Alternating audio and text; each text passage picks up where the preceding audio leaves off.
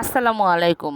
আজকে কিন্তু খুব সুন্দর একটা ভিডিও নিয়ে চলে আসলাম। সেই ভিডিওটা কিন্তু আজকে সজনে পাতা এবং এর পুষ্টিগুণ সম্পর্কে আমি কিছু কথা বলবো, যেটা আর জানা থাকাটা আসলে খুব জরুরি। যারা জানেন তারা তো ভালো, আর যারা জানেন না তাদের জন্য হয়তো ভিডিওটা কাজে লাগবে।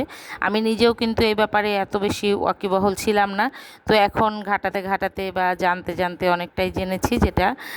তো এই সজনে গাছটা কিন্তু আমি এই যে নিচের অংশটুকু দেখছেন, ছোট্ট একটা গাছ লাগিয়েছিলাম গত 1.5-2 মাস হবে হয়তোবা, কিন্তু গাছটা কিন্তু খুব দরদর করে বেড়ে উঠেছে এবং এটা এত অপরূপ দেখতে, এর সৌন্দর্যটা কিন্তু আমাকে বেশ মোহিত করেছে। কেননা এর পাতাগুলো দেখতে অপূর্ব সুন্দর এবং এটা সুন্দর একটা মিষ্টি ঘ্রাণ আছে, ডালের ডালের মতো একটা ঘ্রাণ আছে।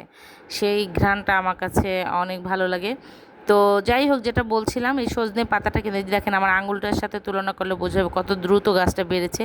মাত্র 1.5-2 মাসে যথেষ্ট মোটাও হয়েছে, বড়ও হয়েছে মাশাল্লাহ। তো যাই হোক, এই গাছটা কিন্তু এই পাতাগুলো কিন্তু যখন মানুষ শুকিয়ে ব্যবহার করে তখন তাকে মরিঙ্গা বলে। এটা কিন্তু কেউ কেউ ভিজিয়ে খায়, আবার অনেকে কিন্তু ফেস প্যাক হিসাবে এটা ইউজ করে।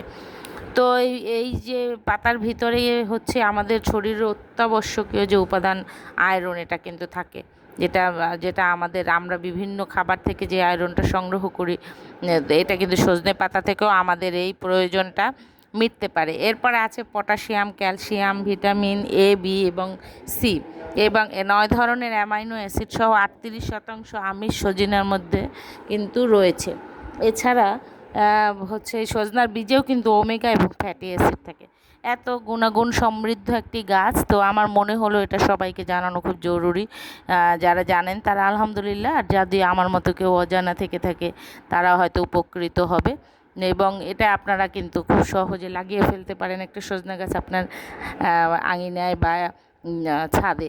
দেখেন আমার বাগানে অন্যান্য গাছের সাথে ও কিন্তু খুব সুন্দরভাবে মিলেমিশে একাকার হয়ে গিয়েছে এবং অল্প কদিনেই ও কিন্তু খুব জায়গা করে নিয়েছে। তো আজকের এই ভিডিওটা দেখার জন্য ধন্যবাদ। আজকে এটুকুই। সবাই ভালো থাকবেন এবং ভিডিওটি লাইক, কমেন্ট, শেয়ার করতে ভুলবেন না। আল্লাহ হাফেজ।